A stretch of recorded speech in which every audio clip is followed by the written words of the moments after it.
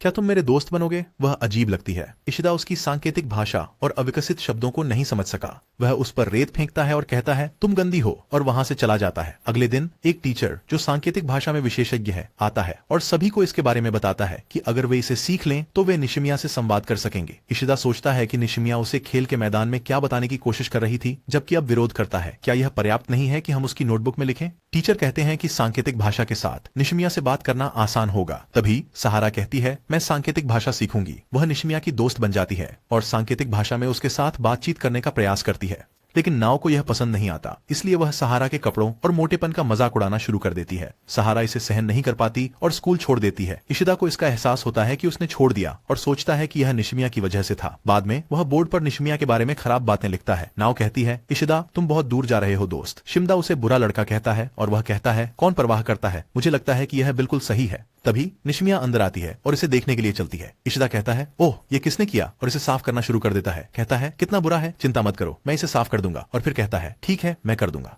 निशिमिया चौक लेती है और कुछ लिखने लगती है। वह धन्यवाद लिखती है। इशिदा को यह पसंद नहीं आता और चला जाता है। कक्षा में इशिदा उसके कानों में जोर से चिल्ला देता है जो उसे आश्चर्यचकित करता है। वह पीछे मुड़ती है और टीचर इशिदा को डांटता है कि वह ठीक से व्यवहार करे क्योंकि वे कक्षा के बीच में है। निशिमिया अपने कानों को पकड़ लेती है क्योंकि यह उसे दर्द देता है। अब उसे देखती है और कुछ सोचती है। वह निशिमिया के पास जाती है और उसके कानों को देखती है। उसके पास हियरिंग एड्स हैं। अब कहती है मुझे दिखाओ। जैसे ही वह उन्हें निकालती है इशिदा कहता है वह क्या है, मुझे दिखाओ। वह उन्हें उसकी तरफ फेंक देती है और वह उन्हें फेंक देता है। कहता है यह गंदा है, और इसी के साथ इशिदा की बदमाशी शुरू होती है। वह उसके हियरिंग एड्स बार बार फेंक देता है, उसके कानों में जोर से चिल्लाता है, उसकी नोटबुक में बुरी बातें लिखता है, उसे पानी में भीगने देता है और उसके साथ बदतमीज करने के हर तरीके आजमाता है। एक दिन जब वह उसके हियरिंग एड्स छीन लेता है उसके कान से खून निकलने लगता है। कवाई कहती है तुमने उसके साथ क्या किया, लेकिन उसे पछतावा नहीं होता क्योंकि वे स्कूल के बाद घर की ओर चलते हैं। विशामिया दिखाई देती है और वह कहता है तुम रास्ते में हो, हट जाओ। वह कुछ लिखती है। वह उसे दिखाती है मैं माफी चाहती हूँ। वह उसे लेता है और पूछता है तुम्हारी क्या समस्या है।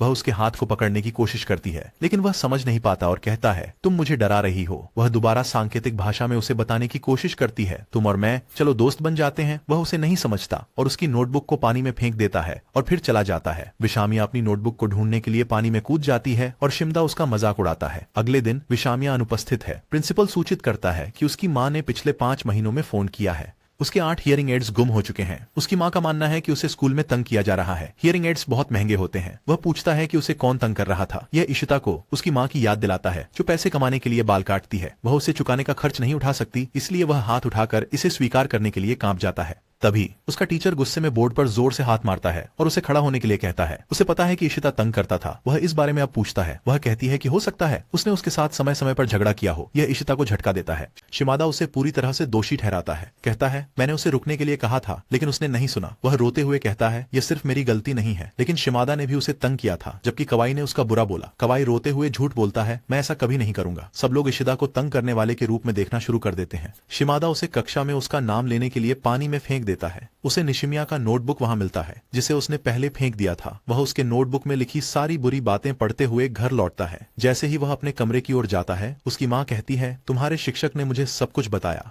वह कहती है हम निशिमिया से मिलने जा रहे हैं। वह उसकी ओर देखता है और देखता है कि उसकी आंखों में आंसू भरे होते हैं। उसके बेटे की हरकत के कारण शर्मिंदा। फिर वह अपनी मेहनत से कमाए पैसे बैंक से निकालकर उसे निशिमिया की माँ को देती है, अपने बेटे की ओर से माफी मांगते हुए। इशिदा शर्मिंदगी भरी नजर से देखता है उन्हें बातचीत करते हुए। इशिदा सीढ़ियों से नीचे जाता है। उसने देखा कि निशिमिया पक्षियों को खिला रही है और छुप रही है। वह चुपचाप वहां से निकलने की कोशिश करता है लेकिन ठोकर खा जाता है। शोर से पक्षी उड़ जाते हैं और निशिमिया उसे देख लेती है। बाद में उसकी माँ आती है और कहती है कल से अच्छे लड़के बनो। अगले दिन से इशिदा जो पहले बुली था अब उसी तरह से तंग किया जाता है। वह निशिमिया को तंग किया करता था। एक दिन तंग होने के बाद वह कक्षा में वापस आता है। वह देखता है कि निशिमिया उसकी टेबल पर लिखी बुरी चीजों को मिटा रही है। वह उसके पास जाता है और पूछता है तुम क्या कर रही हो। कुछ भी न जानकर वह कहता है यहाँ से हटो मूर्ख। वह उसे मासूमियत से देखती है। वह गुस्से में कहता है अगर तुम कुछ चाहती हो तो कहो, मैं उस बेवकूफी वाली नजर को नहीं समझता। वह उसे काट लेती है लेकिन वह फिर भी कुछ नहीं समझ पाता। वह कहने की कोशिश करती है मैं अंदर से मर रही हूँ,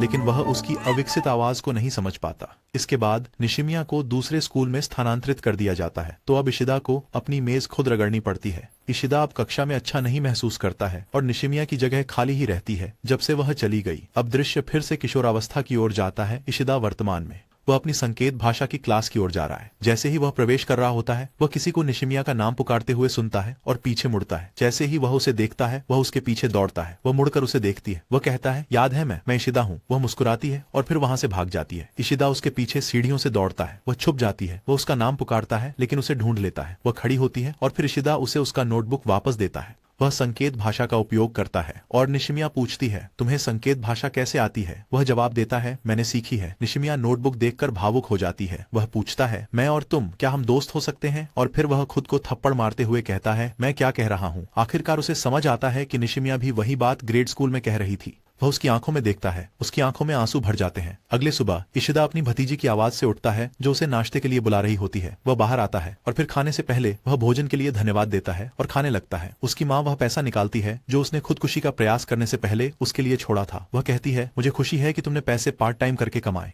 फिर वह अचानक गुस्से में पूछती है, तुमने खुद को मारने की सोची क्यों? तुम्हें अपनी माँ के बारे में तो सोचना चाहिए था। फिर वह कहती है, मैं इस 70 लाख येन को जला दूंगी। तुम्हारी मेहनत से कमाए गए पैसे, अगर तुम वादा नहीं करते कि मुझे वापस नहीं दोगे।